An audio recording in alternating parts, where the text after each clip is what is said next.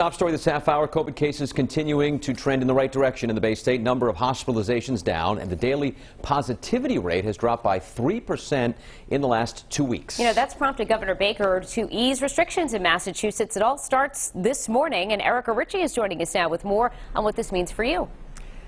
Well, guys, it all started just about an hour ago. The curfew was lifted in Massachusetts, so now you can stay out past 10 o'clock at night, and some businesses now have the green light to reopen as well. The easing of the restrictions beginning at 5 o'clock this morning. So that means starting tonight, restaurants, bars, fitness centers, movie theaters, casinos, the list goes on. They'll all be able to stay open past 9:30.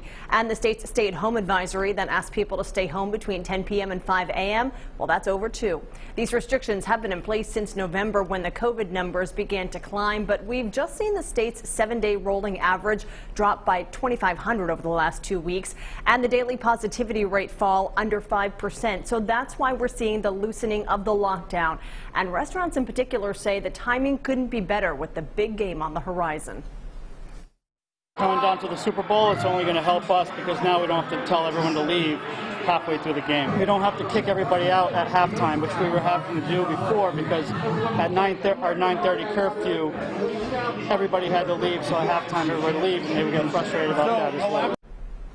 All right, now bear in mind today's easement does not affect capacity restrictions. They are still in place in Massachusetts. Social gatherings limited to 10 people indoors, 25 people outside, and most establishments are capped at 25%. Those restrictions were extended another 2 weeks. For now, live in studio, Erica Ritchie, 12 News.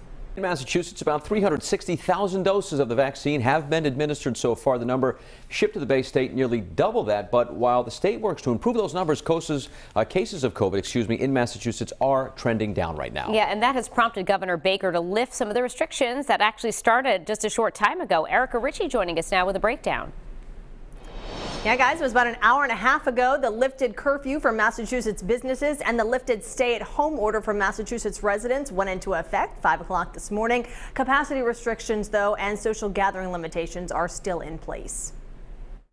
I don't think if I was a single business owner, I would have survived in this because losing $10,000 a month is a lot of money.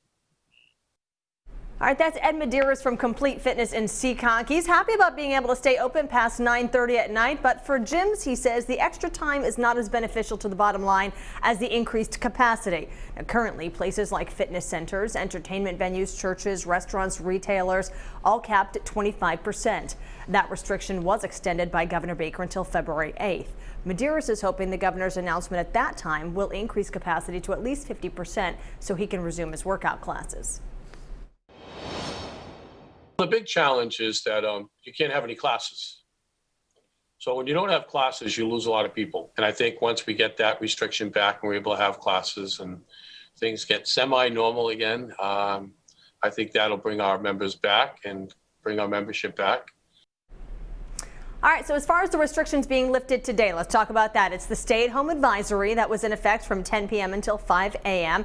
And it's that 9:30 curfew that was impacting the businesses. Coming up top of the hour, by the way, we'll talk to one restaurant owner who says the timing of this couldn't be better. I'll see you right back here then. For now, live in studio, I'm Erica Ritchie, 12 News.